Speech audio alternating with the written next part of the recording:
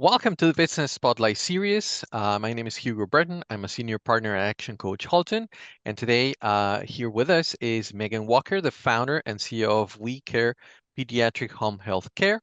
We'll be talking about her business, her journey as an entrepreneur, the services they provide, as well as tips for other entrepreneurs and business owners. If this is your first time on the channel, be sure to like and subscribe to get notifications whenever we drop content just like this one. So Meghan, welcome and thank you for being here today. Thank you for having me. So, we always start by getting to know a little bit about you, your journey, and what you do. So tell us about you and what led you to start WeCare and about what the services you offer. Yeah, so I am a pediatric nurse. And so I was, from a young age, always interested in working with special needs children. I would volunteer at the Darling Home for Kids. I was inclusion worker at the town of Milton summer camp program. And I also did a lot of respite with kids with special needs. And then I started working with a little boy privately in his home. I was his night nurse. And it got me thinking that, not a lot of companies out there specialize in just pediatrics because it is a specialty. It is very different. So I thought, why don't I start something where everybody in the company is specialized in working with pediatrics and kids with medical complexities.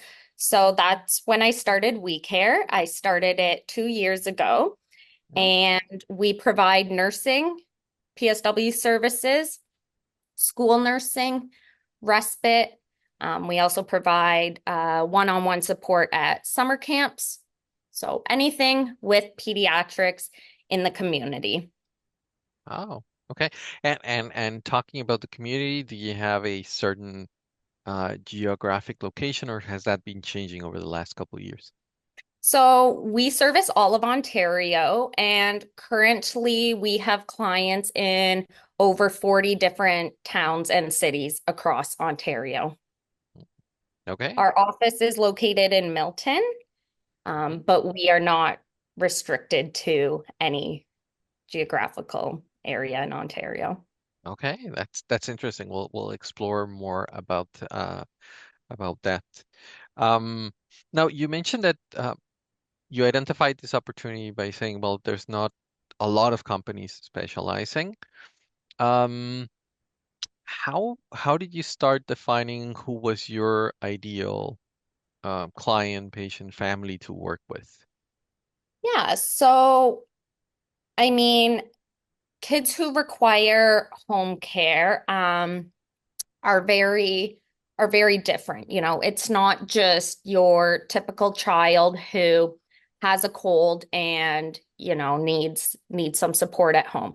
These are kids who have been diagnosed with medical conditions, who require, 24/7 care. They require observations, medications, seizure management.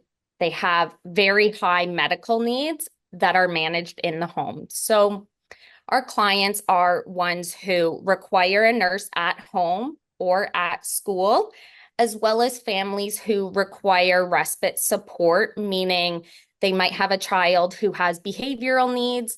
The child might have autism and might just have those high extra needs that the family just needs a little bit of a break. So that can look anywhere from, 3 hours where we have a PSW or nurse come in just for a little bit of time so that mom and dad can go grocery shopping, or they can even just do things around the house with their other kids. So it really is all about giving the families a break and making sure that these kids can receive the care that they need and deserve in the home. Mhm. Okay. So it sounds like uh, once these families find you, it should be a great relief and support. Um, how do they find you? Like, how do you get to connect with them? So we have actually done no advertising up until this point. It has all just been word of mouth. We do have a website and social media. We are active on all of those platforms, Instagram, Facebook, LinkedIn. So I think a lot of families, the medical community is a very close community. And I think just word of mouth has been what has drawn clients to us. Okay. That's fantastic, and I think where many businesses would like to be, right? To just trigger that word of mouth and referral. So it's Yes, fantastic. exactly. Yeah. Okay. Um, so tell me a little bit about your role. You started the company 2 years ago, and you have, that you're leading the coordination of nurses across the entire province. Um, so how have you structured a team, and what's your role like? What's your day-to-day like? Yeah. So the way I have structured it was when I first started, I had one person helping me with just some HR stuff. I do not have a background in HR. That person is actually my mom. So she has a background in HR, so luckily was able to help me out with some of that stuff. And then I took care of all of the care side of things with clients and nurses. Eventually, I realized that I could not keep taking on that capacity alone. So I brought on a care coordinator, and she is now our care manager for all of our nurses and PSWs. And she also takes care of the medical side of things with our clients. We have more admin staff as well. So my role is to oversee each of the admin Mhm. to make sure that everything is running smoothly in all of their departments and to look at the future of WeeCare and areas for growth, areas of opportunity, things like that. Okay. Okay. Um, Let me go back to where we started, which is you identifying that there wasn't a lot of companies specializing in the space. Um, One thing I talk to clients about is defining a unique selling proposition. What makes them, or a secret sauce? What makes them stand out in the market? So, so how would you say your business is unique? And 2 years after, are you seeing more competition in the market, or who would you consider your competition? So, in terms of home care, there are a lot of companies who provide home care and who do provide pediatric services as well. But there may not be a whole lot of pediatric nurses. So we are the only company in Ontario that does just pediatric home care, only pediatrics. So every single one of our nurses who works with us is a pediatric nurse, pediatric PSW, has that specialty to work with those kids. So that is what makes us different. We don't just have a group of them, it's the whole company. And that way we can also tailor our services and tailor our policies and procedures to focus more on the pediatric population. Mhm. Okay. Um, so, is there anything else that we haven't discussed that you wish more people knew about your business? I think a lot of people think that they can't use our services if it's not because it's not covered under OHIP. So you are able to use our services if you have funding. The government has lots of funding available for families. Um, you just need to ask about it. A lot of insurance companies also provide private duty nursing. So look into insurance companies to see if they have coverage because it's very limited unfortunately, on what pediatrics get. So you just need to advocate. And that's what we do a lot of as well. We like to advocate for our clients, for our nurses.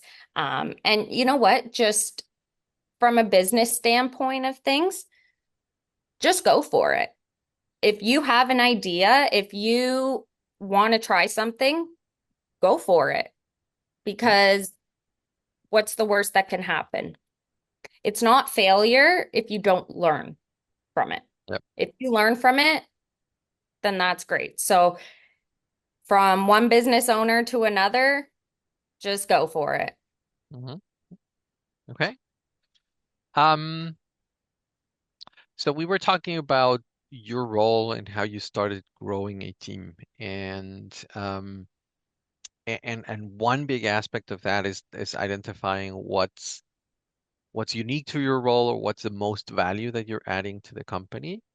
Um, and I'm guessing sometimes what I've seen in businesses, it's very difficult to separate oneself from those things that we're very passionate, right? So if you're a great pediatric nurse, it's going to be difficult to just say, okay, let me step back into that CEO role because now it's a whole team.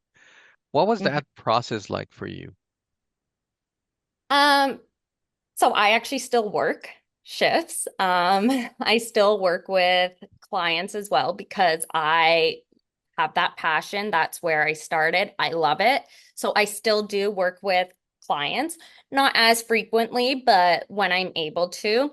So I think identifying that balance and figuring out, okay, even if I can't do it at a larger scale of what I used to do, how can I do it at a smaller scale? But also, I look at it as in my CEO role, I'm still able to help these kids because I'm able to grow the company. I'm able to do things that in turn help these kids out. So, yes, I might not be the one in their home, Hmm. but I'm still, in the background doing things to help make their lives better. Yeah, and at a scale, right? So Exactly. Yeah. very Because difficult to if help it was just across me, 40 towns, right? yeah, exactly. If it was just me, I can't I can't go across to 40 different places across Ontario. Mm-hmm. But I am now able to help kids across 40 towns of Ontario because of what I do. So Yeah. it is very rewarding. Now, I'm guessing as part of that process, starting to let go of certain tasks and delegate has been critical. And I know that's an area where, for new business owners or solopreneurs that are starting to scale is a bit of a challenge. How do you start delegating and defining what to delegate and what not to? Yeah. So I identified that I cannot do it all. Yes, this is my company that I started, but we are not an expert in everything. So identifying what is needed and finding the right people who are experts in those areas is much more beneficial to your company than you trying to do it all. And it's okay to not do it all. I oversee every area of the company, but I have experts in each area. I don't do marketing. I have an expert in marketing, but my marketing team comes to me with ideas and I talk to them about my vision and everything and they execute it in you know other areas in with my care manager.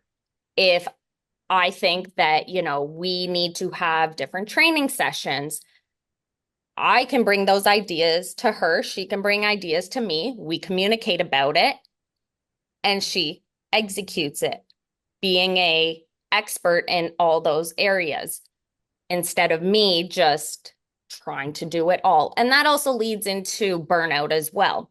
It eliminates the burnout so that you can keep going with your company.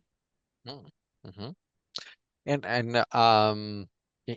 in this since you started these 2 years, have you had any issues of delegating and then things didn't necessarily work out?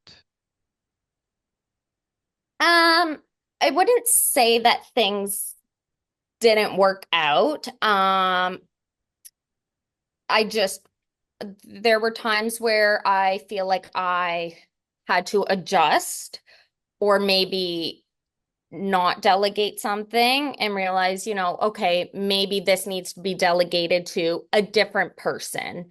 Um, so I think it really depends on your team. And again, that's not to say that it's wrong. It's just, oh, you know what? This person who's more of an expert in this area should do it instead of this person. That doesn't mean the other person's bad. It just means that someone else is a little bit better with it. Okay, okay. And after this whole process and continuing to delegate, like, have you found you're still sitting down and figuring out what to delegate next? Yes. And, Yes, and with what's the kind of the company. framework for that? Yes, with the company growing the way it is, because it started out with just me and then my mom doing the HR. As we've grown, we've had to implement new positions. Therefore, as a new position comes, that's more stuff I'm now delegating to that position. And then that leads more time for me to grow the company. And that was something else I identified. If I stayed in a role that was able to be delegated to someone else, I was not able to grow the company because I am stuck doing something that someone else could be doing where my time could be spent elsewhere growing the company. So it's important to identify, if someone else can do that job, then have them do it so that you can keep on moving and growing. Okay, I love that idea that you're stuck instead of growing the company, Mhm. and that sounds like it forces you to think, okay, what else can I delegate, right? And Yes, exactly. And then as you grow too, identifying, okay, what role should then be brought on next? mm, And kind of figuring out, okay, if I have so many tasks and everything in one area, maybe that's the next area we need to hire for. okay. Oh, yeah, I was just gonna ask, like, how did you prioritize that next role? So in terms of volume of The activities, that volume. sounds, Yeah. yeah, that sounds pretty so. Okay. Now, you know, you you've expanded to 40 locations in 2 years, and the team's still growing, and you're in this growth mindset. I love that idea of keeping that balance of the passion that brought you into the business. Um, what is your vision for the next 3 to 5 years of where you're taking WeeCare, Megan? We are going to start looking at franchises. So that is something that would be in the next 3 to 5 years. And my end goal is always to just help as many families as possible and as many children as possible in their home. So whatever that looks like in 3 to 5 years, as long as we keep growing, that's how I know that we're helping more families and children and successful. Mm, that sounds like an amazing goal, and it makes me think of a question, which is, what's been your approach to setting goals? Did you have an idea of in 2 years I'll be in 40 locations, or um, was there a bigger, smaller goal, and how it relates to the progress you're making? Yeah, so I have not necessarily set, exact goals because things change so much. And especially with different laws, different funding, everything in healthcare changes so often that obviously, we have long-term goals, but you have to just kind of go as things move as well. So to set a long-term goal is good, but you also have to be flexible with that goal. So if things come up that might make you detour a little bit, that's fine. As long as you're still on that path towards your goal, that's okay. So I don't necessarily set those goals because I know that things will always maneuver around, Okay. which is kind Uh, of different for some because a lot of people do like to have their set goals and they're everything, but that's that's not one thing that I focus on.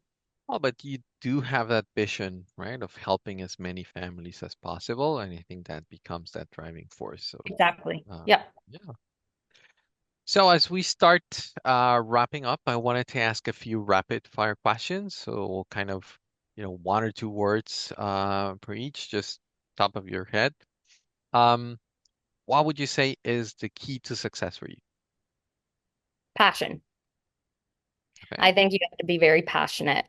If you don't have passion, it's going to be very hard to keep on going and to be successful.